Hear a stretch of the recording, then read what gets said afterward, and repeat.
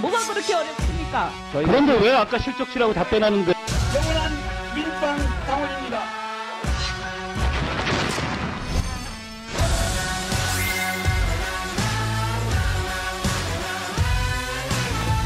김용남, 이현주 전 국민의힘 의원 나오셨고요.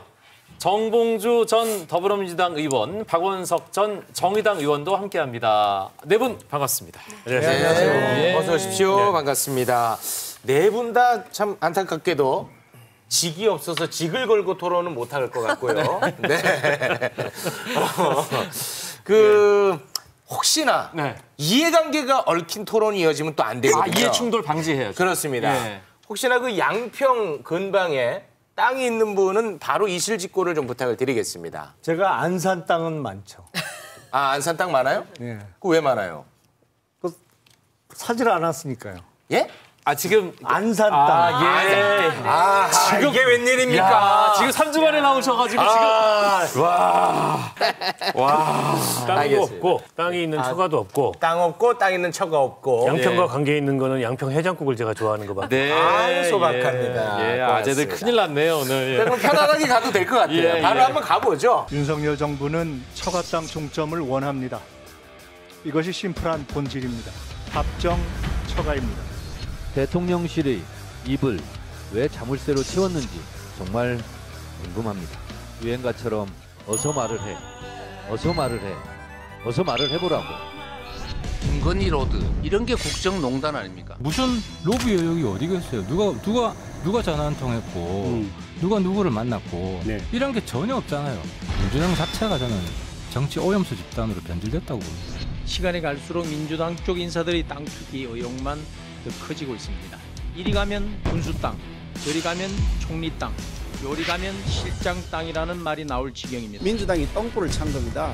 지금 탈출구가 필요한 쪽은 민주당 쪽입니다. 네, 이 사안 네 분 어떤 식으로 의견이 갈릴지도 좀 궁금한데요. 네. 간단하게 여쭤보겠습니다. 이 사건의 본질 무엇이라고 보십니까? 그 종점을 옮긴 거거든요. 네. 타 부서하고도 협의를 해야 되고요.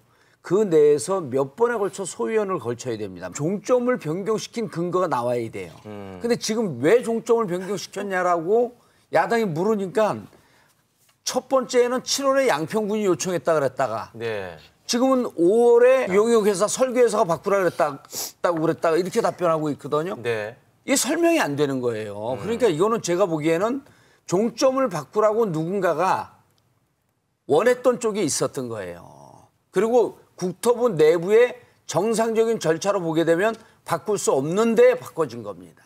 이게 핵심이에요. 아, 말이 바뀌는 이유를 그렇게 보시는 거군요. 그렇죠. 그러니까 이러이러한 회의를 거쳐서 이러이러한 절차를 거쳐서 몇 번의 소위원을 거쳐서 바꿨습니다. 이렇게 하면 되거든요. 이 설명을 전혀 못 하잖아요. 그러니까 없었던 거예요. 그러니까 느닷없이 이상하게 바뀐 겁니다. 그렇다고 한다면 누군가가 이것을 바꾸기를 원하는 세력이 있었다는 거죠. 근데 이거 진짜 몰라서 여쭤보는 건데 국토부를 움직일 수 있는 힘은 어디입니까? 더 위의 힘이겠죠. 몰라서 물어보니까 구체적으로 좀 부탁드립니다. 구체적으로 얘기할 수 없어요. 자, 추정컨대 이런 거죠. 추정컨대 이런 거죠. 지금 이제 김민석 의원의 얘기를 빌리면 김건희, 최은순 씨 땅 있는 곳에 종점을 만들기를 원하는 그 세력밖에 더 있는 겁니까? 그 용산 그 대통령실밖에 더 있겠어요? 그렇게 추정이 되는 거죠. 왜 비겁하게 그 동료 의원 뒤에 숨으세요? 그럴 수밖에 없어요.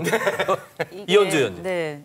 종점이 예타가 다 끝나서 결정이 어느 정도 잠정적으로 되면 그게 바뀌려면 그냥 바뀌어지지 않아요. 아까 비슷한 말씀도 하셨는데 그래서 이해관계자들도 있고 그동안 주민들이라든가 여러 사람들하고 공청회도 하고 다 하지 않았겠어요. 그래서 그런 과정들을 다시 거쳐요. 이렇게. 이거 변경하려고 한다라고 하면서 왜 그러냐면 그런 절차 없이 그냥 변경하면요. 난리가 납니다. 그래서 공무원들이 그런 책임을 왜 집니까? 그래서 통상은 그런 거죠. 근데 이번에 보면 이게 그런 과정이 없이 그냥 변경이 전격적으로 된 거잖아요. 그래서 더 이게 의혹이 제기가 되는 거고요. 본질은 뭐냐면 개발 관계자, 국토부, 그다음에 뭐 권력자 이런 층의 어떤 전형적인 토건 카르텔 의혹인데요. 네. 이런 의혹을 제기하는 국민들에 대해서 뭐라고 할 건 아니고요. 네.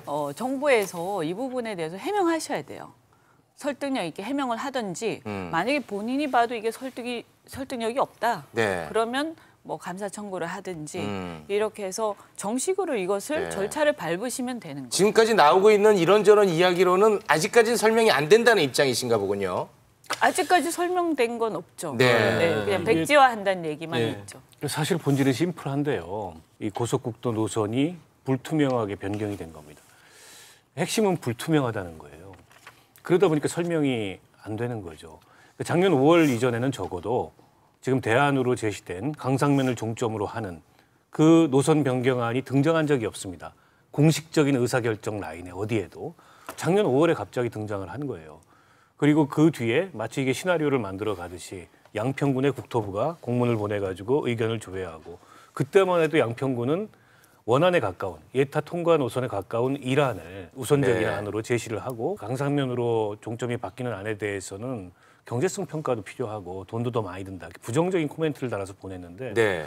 국토부가 다시 2월 달에 물어봅니다. 이번에는 이른바 이제 대안이라고 하는 강상면을 종점으로 하는 안에 대해서 한 가지만 물어봐요. 그러면 양평군 입장에서는 국토부의 의중이 여기 실려 있다고 생각할 수밖에 없잖아요. 결국 정권 바뀌고 그다음에 지방선거 이후에 양평군 군수가 바뀌면서 그 다음부터 이게 뭔가 이 계획과 의도가 있는 것처럼 진행이 됐는데 그 과정을 아무도 모른다는 거예요. 네. 지금 와서 이 문제를 야당이 뭐 억지스러운 의혹을 제기한다 이렇게 음모론 비슷하게 얘기할 게 아니고 경위를 소상하게 설명을 하면 됩니다. 근데 경위를 설명을 하지 않고 들러 엎었어요 그냥 국토부 장관이 백지화다 이러면서. 그러니까 사실은 국민들은 더 의구심을 가질 수밖에 없는 거죠. 원희룡 장관의 정치적 결정에 대해서는 잠시 후에 나눠보기로 하고 김영남 의원님은 약간 좀 시각이 다를 것 같은데요. 오늘 재킷 예쁜 거 입고 오셨어요. 아니 일단 앞서 세 분이 그렇게 말씀을 주셔서 저라도 시각을 좀 달리해야겠죠. 아니 그러니까 시각을 같이 해도 돼요. 싫어요. 정봉주 의원님하고 같이 하기 싫어요. 아니 시각을 같이 해도 되는 게 우리 대통령께서 카르텔 굉장히 가장 싫어합니다. 아니 그러니까 양서면을 종점으로 하는 걸 원안이라고 하고 강상면을 종점으로 하는 것을 수정안이라고 할 때 원안 대비 수정안으로 바꿀 만한 합리적인 이유는 꽤 있어 보여요. 설득력은 있어 보입니다. 일단 전략환경영향평가 보고서에 따르면 교통 수요를 훨씬 많이 수용할 수 있어요. 수정안이. 그러니까 원안이 하루에 대략 16,000대. 수정안이 대략 22,000대 정도의 교통량을 수용할 수 있다 그러니까 비용 대비 수익 면에서 수정안이 좀 뛰어나 보이고 그리고 원안대로 하면 남한강을 가로지르는 대규모 교량을 건설해야 되는데 수정안은 그게 필요 없고 그로 인해서 철새 도래지를 비롯한 환경 파괴가 수정안이 훨씬 적다고 해요. 그러니까 합리성은 있어 보이는데 하필 강상면 쪽에 김건희 여사 일가 땅이 있다는 게 문제죠. 근데 그 땅이 뭐 몇 년 전에 아니면 최근에 매입을 했다 그러면 비난 가능성이 더 클 수 있는데 그게 상속받은 선산이라는 거예요. 물론 필지가 여러 개가 돼 보여서 그 모든 필지가 다 상속받은 것인지는 좀 확인해 봐야 되겠습니다만 보도상으로 아닌 걸로 나오고 있습니다. 아니 꽤 많은 부분이 2000년대 구입도 했다고 얘기하고 꽤 많은 부분이 그러니까 상속받은 선산이 거기 있다는 것이잖아요. 그래서 선산만 아니라면 저 같으면 아예 이참에 그냥 시세대로 아니면 공매나 뭐 이런 거로 그냥 팔아버린 게 좋겠다라고 생각이 드는데 이게 그 조상 묘지가 있는 선산이잖아요. 그러니까 그거 함부로 팔 수는 없겠죠. 팔면 그 대안으로 노선 수정하는 거에 대해서 진지하게 검토해볼 용의가 있습니다. 아니 뭐 박원석 의원님이 그런 권한은 없어 보이고요. 그걸 뭐 진지하게 검토하실 자리에 계시진 않잖아요. 아니죠. 땅을 가져본 적도 없다면서 그걸 판다 안 판다고 말씀. 아니 근데 이게 제 땅이 아니니까 팔라고 그러는 거죠. 이제 뭐 지금 파는 거는 이미 올랐을 때 땅 판다 안 판다 이 문제가 아니고 이게 일단 이거 과정을 봐야 돼요. 이게 왜 바뀌었냐를 자꾸만 묻잖아요. 고속도로 5개년 계획이라고 하는 것에 포함된 지역이에요, 여기가. 그러니까 2017년에 1차 고속도로 계획 때도 종점이 원래대로 원안대로 있습니다. 그리고 작년에 2022년 2월에 발표할 때도 또 원안대로 돼 있어요. 그런데 그게 2, 3개월 지난 다음에 수정안으로 바뀌어요. 그 2, 3개월 동안 무슨 일이 있었냐면 윤석열 대통령이 당선이 돼요. 네. 그다음에 인수위가 진행이 됩니다. 요때 바뀌어버린 거예요. 네. 그러니까 이때 왜 바뀌지? 그리고 이때 바뀌었는데 아까 이현주 의원이 말씀했듯이 바뀌는 프로세스나 이런 게 하나도 없어요. 그다음에 목표는 뭐냐면 이 고속도로 건설의 목표는 6번 고속도로의 체증을 해결하는 6번 거예요. 국도의 교통체증. 예. 6번 국도의 체증 해결인데 네. 지금 이제 저쪽에서 얘기하면 뭐 다른 도로도 막 얘기해. 다른 도로 얘기할 거 없어요. 6번 국도의 체증을 해결해서 관광객들, 그다음 그 지역 주민들에게 얼마만큼 교통 편의를 주겠냐라고 하는 게 목적이에요. 네. 그렇게 하기 위해서는 원안대로 가야 됩니다. 네. 그런데 목표에도 틀렸고 네. 과정에도 설명이 되지 않는 벼랑 안에 노선이 바뀌었는데 김건희 씨와 최은순 씨 땅에 있었다? 네. 심플하잖아요. 그러니까 이 땅에 특혜를 주기 위해서 누군가가 노선을 바꾸라고 압력을 행사했는데 그때 대통령 당선되는 그 시기하고 맞물려 있었다. 네. 이렇게 이해를 해야 그러니까 됩니다. 이제 뭐 저걸 단정할 수는 없고요. 네. 그렇지만 충분히 의심할 수 있잖아요. 네, 의심. 야당으로서 당연히 제기할 수 있는 문제고, 그러면 야당의 그런 문제 제기나 의혹 제기가 근거가 없다면 이렇게 변경되게 된 경위에 대해서 상세하게 설명을 하면 됩니다. 근거를 갖춰서. 그렇죠. 예. 이를테면 지금 타당성 조사 결과 그 설계 제휴를 했더니 거기서 기존 예타 통과 노선보다 이 안이 더 경쟁력이 있다. 네. 새로운 대안이. 네. 주장의 요지는 이거잖아요. 네네네. 그 근거로 두는 게 이제 교통량을 훨씬 더 많이 수용할 수 있고 네. 환경 파괴가 적고 비용도 생각보다 많이 안 든다. 네. 그러면 구체적으로 어떤 기준과 어떤 방법론에 의해서 어떤 데이터가 산출됐는지를 공개하면서 그런 얘기를 해야 돼요. 공개는 안 합니다. 그 용역 보고서 공개를 안 해요. 그러면서 그렇게 주장만 하고 있어요. 결과 수치만. 그러면 그 얘기는 그 전에 예타가 틀렸다는 얘기예요. 근데 예타는 어디가 하느냐? KDI하고 한국조세재정연구원이 합니다. 국책 연구기관들이 해요. 거기서 한 예비 타당성 조사가 다 엉터리였다라고 지금 주장을 하는 거예요. 네. 민간 설계 용역업체에 맡겨봤더니 자 그러면 그 데이터를 공개하란 말이죠. 그래서 과연 예타안보다 지금 타당성 조사에서 기준으로 삼았던 그런 비교치가 훨씬 더 합리적이고 타당성이 있고 경제성이 있다는 걸 증명을 해야 됩니다. 주장을 할 게 아니고. 네, 근데 그런 거 하나도 증명 없이 저렇게 주장만 하면 안 되죠. 네. 자, 여기에 대해서 김용남 의원 한 말씀. 예타를 KDI에서 하는 건 맞는데요. 말 그대로 예비 타당성 조사입니다. 기본 설계나 실시 설계가 나오기 훨씬 전 단계에서 예타를 하거든요. 그래서 예타에서 나온 수익 비용 분석 결과는요. 그렇게 정치하지는 않아요. 네, 그래서 네. 예타를 돌릴 때마다 그 수치가 2배 이상 차이가 나는 경우가 꽤 많아요. 아니 지금 그렇게 얘기하면 큰일 나는 게 지금 500억 이상의 국가재정이 300억 이상 들어가는 사업은 다 예비타당성 조사를 통해서 국가재정을 지원할 건지 아닌 건지를 결정하게 돼 있는데 엉터리로 진행이 된다. 대강 진행이 된다 이 얘기인데 엉터리라는 얘기보다는 제가 아니 과거에 비해서 신분당선 연장선 관련해서 예타를 2번을 경험해봐서 알아요. 아니 예타 다 경험해봤죠. 저희도 지역에서. 소위 BC 값이라고 하잖아요. 그러니까 비용 수익 분석 값이 꽤 많이 차이가 납니다. 그래서 예타를 너무 단정적으로 최종안이라고 여기면 곤란해요. 아니 그 예타도 예전에 비해서 훨씬 더 촘촘해졌고요. 이게 이제 경제성 평가라고 하는 이른바 비용 편익 분석만 하는 게 아니고 거기에 정책성 또 균형 발전 지수, 그다음에 기술 이런 것들 다 평가해가지고 종합적으로 네. 두 분이 말씀하시는 포인트가 살짝 달라요. AHP 점수라는 걸 내서 그 점수가 맞아야 이게 통과가 되는 겁니다. 네, 죄송한데 뭐 그런 걸 다 떠나가지고 의원님, 어쨌든 짧게 좀 할 수 있을까요? 네, 그거를 나 이제 얘기하는데 아니 오늘 할 이야기가 너무 많아서 그렇습니다. 네. 완전히 다른 결과가 나왔다는 거 아니에요? 그러면 뭔가 평가를 했더니 네네. 그런데 그게 몇 달 사이에 불과 몇 달 사이에 이루어졌고 그리고 그 자료가 공개가 잘 안 돼요. 근데 이게 자료가 공개가 돼야 된다는 게 네. 왜냐하면 그럼 앞에 있는 예타가 잘못됐다는 얘기잖아요. 그렇죠. 그럼 또 앞에 있는 사람에 대한 그 책임이 또 있는 거예요. 그래서 이게 꼬리에 꼬리를 무는 사건이 되기 때문에 사실은 이것은 공개를 다 해버리면 네. 밝혀집니다. 네, 알겠습니다. 요게 예타가 무척 중요한 게 예비 타당성 조사 결과에 사업을 할 거냐 말 거냐를 결정을 해요. 그렇죠.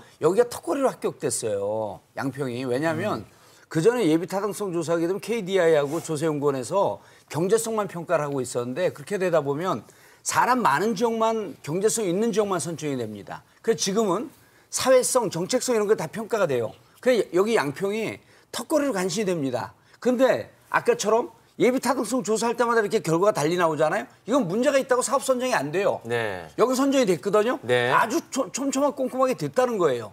그렇게 해서 결정된 거를 아웃소싱 업체에서 얘기했고 바꿨다? 이상하다는 거예요. 네, 알겠습니다. 제가 김건희 여사 땅이 거기 있었다는 것을 이 사건이 불거지기 전에 조금이라도 인지하는 게 있었다고 한다면 저는 장관직을 걸 뿐만 아니라 정치 생명을 걸겠습니다.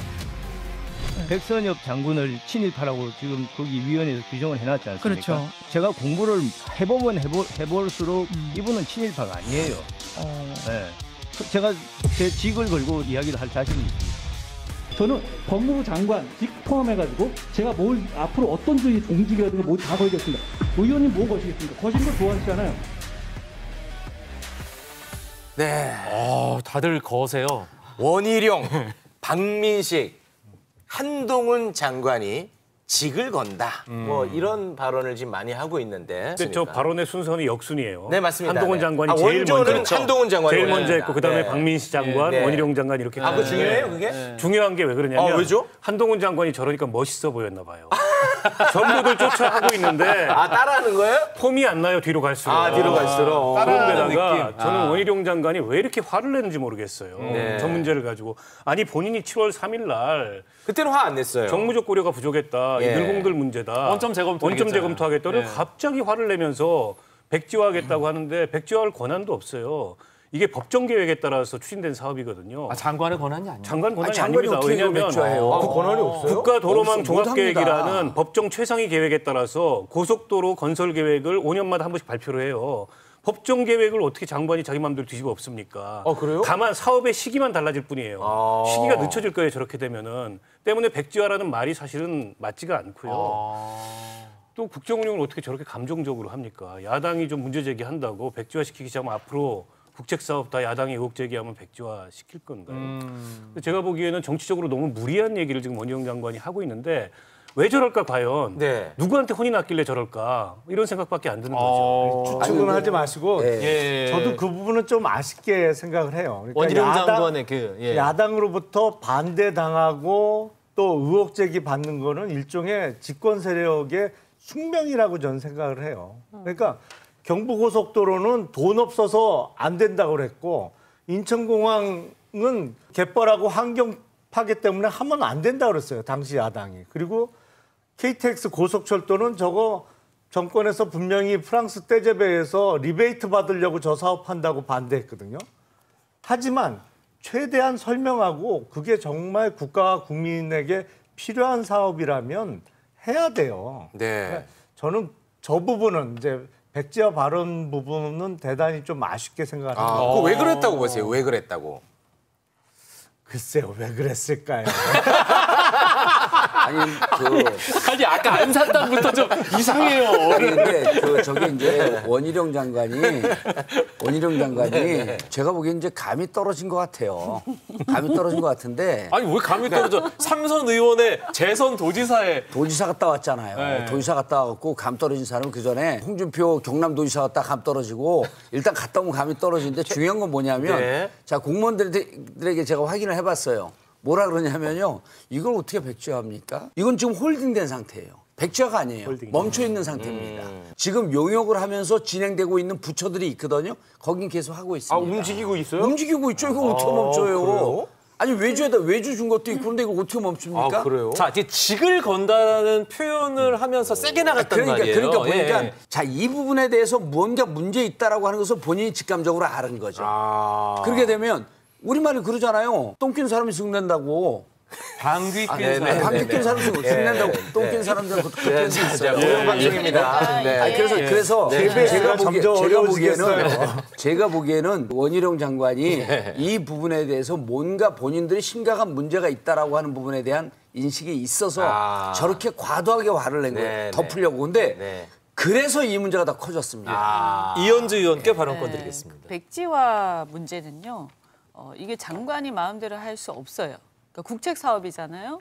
대한민국이 그렇게 허술한 나라가 아니에요. 네. 네, 장관이 뭐 내가 백지한다 한다고 되는 게 아니라 지금은 허술한 나라가 된 것 같아요. 아니 근데 법률적으로 백지화의 효력이 발생을 하려면 필요한 절차들을 다 밟아야 그렇죠. 돼요. 결정을 하는 과정도 아까 예타가 있고 뭐 하는 것처럼 이걸 백지화해야 되는 타당한 근거. 그러니까 경제성이 없어졌다 아니면 사정이 변경됐다 이런 것들이 객관적으로 있어야 돼요. 안 그러면 나중에 이 백지화하는 것도 문제가 돼요. 그리고 왜 백지화를 했을까? 네. 그죠? 제가 볼 때는 그 이분이 이제 법률가시잖아요. 네.